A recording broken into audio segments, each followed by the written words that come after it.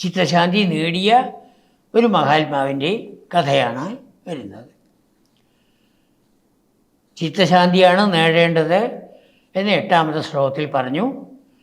ആ ചിത്തശാന്തി നേടിയ ഒരു ബ്രാഹ്മണൻ്റെ കഥയാണ് 9ാമത്തെ ശ്ലോകത്തിൽ. ശ്ലോകം 9. കശ്ചിൽ ക്ലേശാർജിതാർത്ഥ ക്ഷയവിമലമതിർ നുദ്യമാനോ ജനൗഹൈ. വലിയൊരു കഥാഭാഗത്തിനെ ചുരുക്കി. ഇതാണ് ഒരു ബ്രാഹ്മണൻ, അവന്തി ദേശത്തിലെ ഒരു ബ്രാഹ്മണനാണ്. അദ്ദേഹം കർമ്മം ചെയ്ത് കൃഷി കൊണ്ട് വാണിജ്യം കൊണ്ടൊക്കെ ധാരാളം ധനം സമ്പാദിച്ചു, ധനികനായി. പക്ഷേ ആ ധനം ആർക്കും കൊടുക്കില്ല.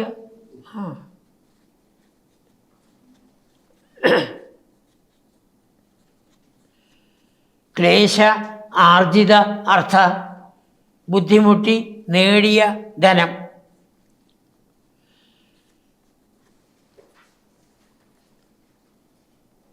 അങ്ങനെ ആർക്കും കൊടുക്കാതായി. ഇത് പുറമേ ഉള്ളൊരു വിവരം അറിഞ്ഞു.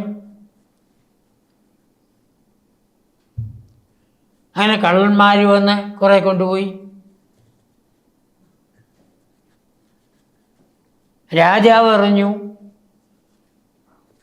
രാജാവ് നികുതി ചുമത്തി.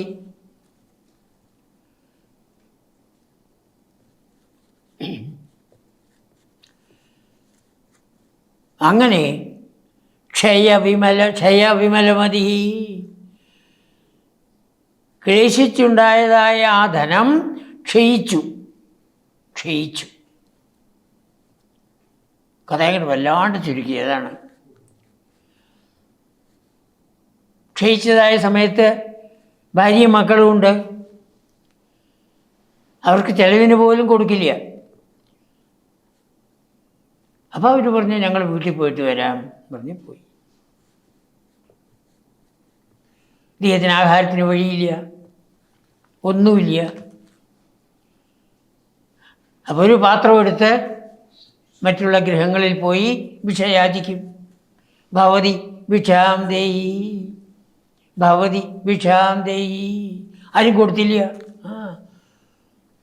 പണ്ട് 1 പൈസ ചിലവാക്കാത്ത ആളാണ്. ആരും കൊടുത്തില്ല.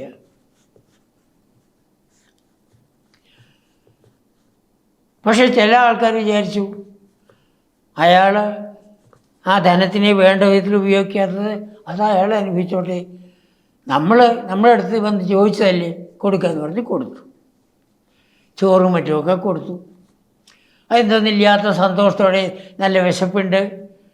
അപ്പോൾ നദിയുടെ തീരത്ത് പോയി അവിടെ വച്ചിട്ട് കൈയും കാലും കഴുകാൻ പോകുമ്പോൾ സ്കൂൾ കുട്ടികൾ വന്നിട്ട് മണ്ണ് വാരിയിട്ടു.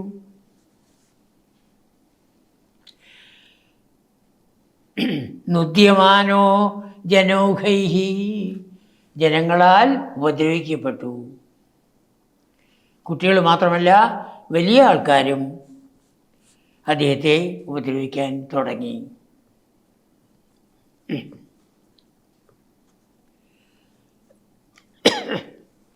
പ്രാഗേവം പ്രാഹവിപ്രോ, അങ്ങനെ പണ്ട് ഈ ബ്രാഹ്മണൻ പറഞ്ഞുകൊണ്ട് നടന്നു. വിപ്രഹ പ്രാഹ, എല്ലാവരും കേൾക്കാൻ വേണ്ടി പറഞ്ഞുകൊണ്ട് നടന്നു. എന്താണ്? ചില ആൾക്കാർ പറഞ്ഞിട്ടുണ്ടാവും, അയ്യോ കഷ്ടകാലമല്ലേ എന്നൊക്കെ പറഞ്ഞിട്ടുണ്ടാവും. അപ്പോൾ പറഞ്ഞു നഖലു മമ ജനഹ, ഈ ആൾക്കാരൊന്നുമല്ല എന്നെ ഉപദ്രവിക്കുന്നത്. എല്ലാവരും ഈ ആത്മാവല്ലേ, ഞാൻ ആത്മാവാണ്.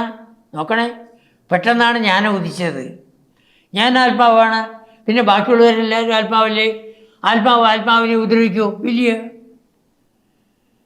നഖലു മമ ജനഹ, ഈ ജനങ്ങളാരും എന്നെ ഉപദ്രവിച്ചിട്ടില്ല. കാല കർമ്മ ഗ്രഹാവ, കാലം, ഈ കാലം ഉപദ്രവിച്ചു എന്നാണ് പിന്നെ പറയുന്നത്.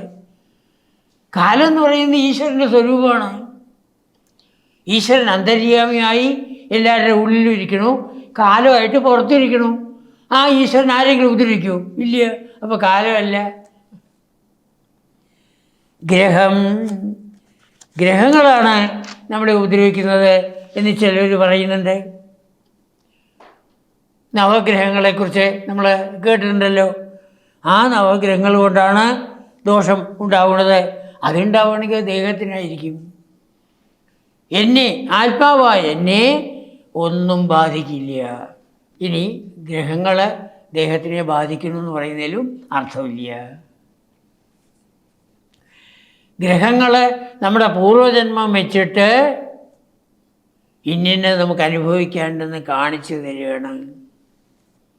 നമ്മളെ ഉപദ്രവിക്കുന്നില്ല. അത് നമ്മൾ പ്രത്യേകം മനസ്സിലാക്കണം. ഇന്നിനെ നമുക്ക് അനുഭവിക്കാനുണ്ട് എന്ന് കാണിച്ചു തരികയാണ്. അതിന് ഭഗവാനെ ഭജിച്ചിട്ട് ഇന്ന് രക്ഷപ്പെടാൻ നോക്കിക്കോളൂ. അപ്പോൾ ജനങ്ങളല്ല, കാലമല്ല, ഗ്രഹങ്ങളല്ല, പിന്നെയോ എൻ്റെ കർമ്മം ഞാൻ കർമ്മം ചെയ്യുന്നുണ്ടോ? ഞാൻ ആത്മാവാണ്. കർമ്മം ചെയ്യുന്നത് ജഡമായ ശരീരമാണ്. അതെന്നെ ബാധിക്കുന്നില്ല. കർമ്മം ബാധിക്കുന്നത് ദേഹത്തിനെ. ഞാൻ ആത്മാവ് ഉറച്ചു, അതാണ് ഞാൻ ആത്മാവ്. അപ്പം കർമ്മം എന്നെ ബാധിക്കുന്നില്ല. അങ്ങനെ നഖലു മമ ജനക്കാലകർമ്മഗ്രഹാവ എന്ന് പറഞ്ഞ് പാടി നടന്നു. പിന്നെ ആരാ കാരണക്കാര്? ചേതോമേ ദുഃഖഹേതു. എൻ്റെ മനസ്സ് തന്നെയാണ് എൻ്റെ ദുഃഖത്തിന് കാരണം. നമ്മുടെ ഓരോരുത്തരുടെയും മനസ്സാണ് നമുക്ക് ദുഃഖത്തിന് കാരണം. തദിഹ ഗുണഗണം ഭാവയൽ സർവകാരി. ആ മനസ്സ് ഈ ലോകത്തിൽ എല്ലാവർക്കും ആ ഗുണങ്ങൾ കൊണ്ട്, 3 ഗുണങ്ങൾ നമ്മളിൽ ഇരിക്കണം. സത്വഗുണം, രജഗുണം, തമോ ഗുണം. ആ ഗുണങ്ങളെ കൊണ്ട് പലതും ചെയ്യുന്നു, അത്രയേ ഉള്ളൂ.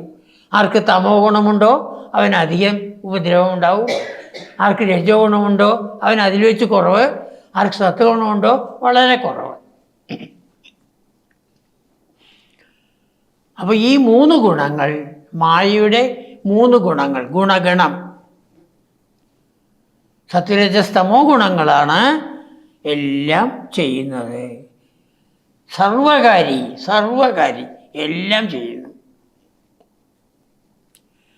ഇത്യുക്ത്വ എന്ന് ആ മനസ്സിൽ തെളിഞ്ഞു.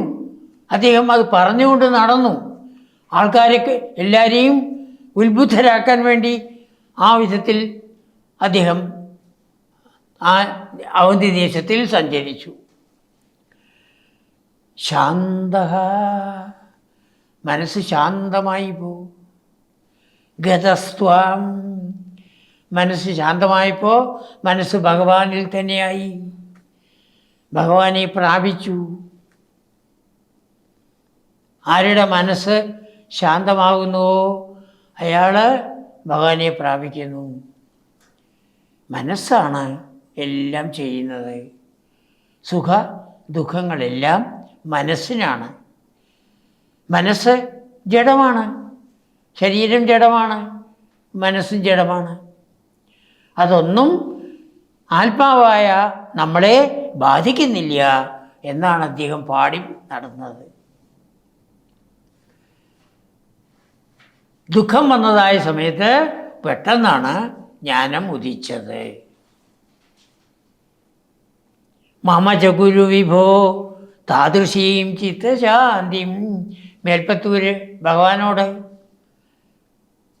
അവധി ദേശത്തിലെ ബ്രാഹ്മണൻ, ആ ബ്രാഹ്മണൻ ഇപ്പോൾ ശാന്തനായിട്ട് ഭഗവാനെ പ്രാപിച്ചില്ലേ, ചിത്തശാന്തി നേടിയില്ലേ,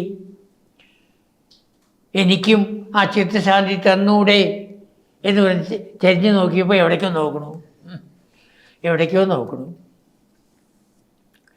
മമ ച ഗുരു വിഭോ താദൃശീം ചിത്തശാന്തിം.